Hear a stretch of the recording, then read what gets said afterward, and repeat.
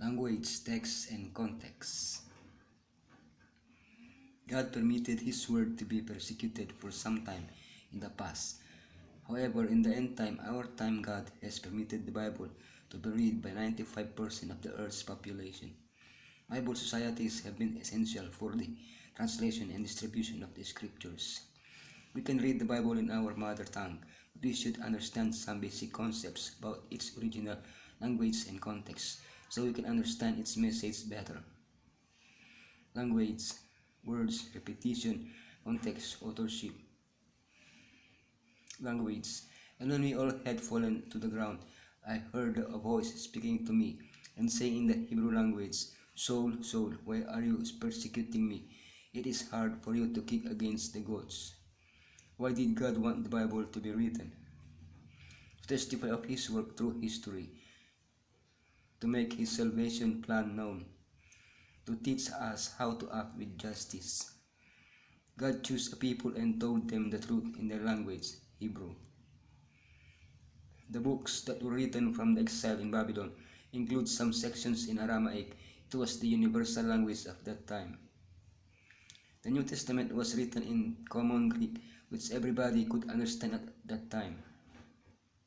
Today there are translations of the Bible that allow us to understand it, so we can put the principles into practice. Words. Because your loving kindness is better than life, my lips shall praise you. As in any other language, there are words in Hebrew and Greek that have several meanings or transmit diverse concepts. For example, chesed, grace, goodness, kindness, mercy, piety, favor, righteousness, graciousness, compassion. Shalom, peace between two parties, inner peace, serenity, wholeness, completeness, well-being. There are also different words that are translated by only one word in our language. For example, remnant, shi'ar, palat, malat, yatar, sarid, and aharit. Richness of the language enables us to better understand the message God has sent through the Bible. Repetition. So God created man in His own image. In the image of God He created him. Male and female He created them. We may emphasize an idea by using exclamation points, boldface, italics, or underlining or highlighting it. However, that was not possible in biblical Hebrew. The Bible authors used other ways to emphasize ideas. One of these was to repeat a word like created or holy. When authors wanted to highlight a characteristic of God, they repeated the same word 3 times.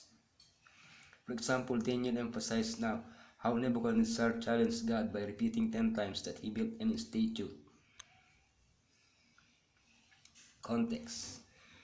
He created them male and female, and blessed them and called them mankind in the day they were created.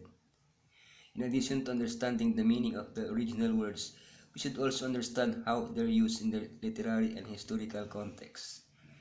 A good example is the Hebrew word Adam, which can be translated both as Adam's name, Genesis 5:3, and as humanity. The context is essential to correctly interpret the message in each verse.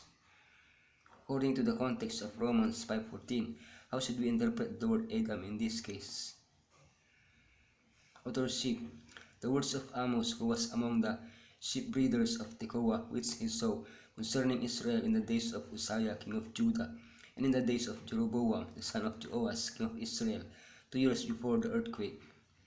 We can better understand the message of the Bible if we know details and background about who wrote each book and the author's writing style.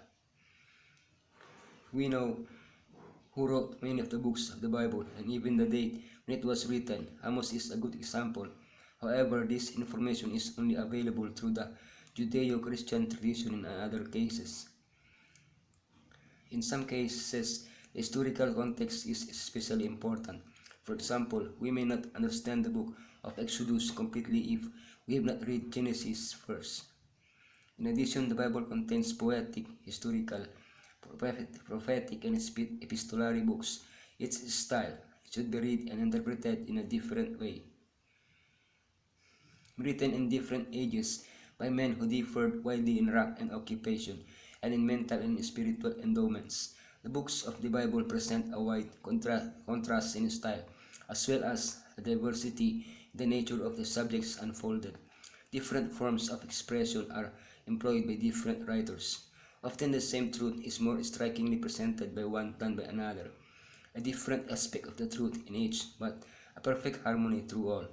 And the truths thus revealed unite to form a perfect whole, adapted to meet the wants of men in all the circumstances and experiences of life.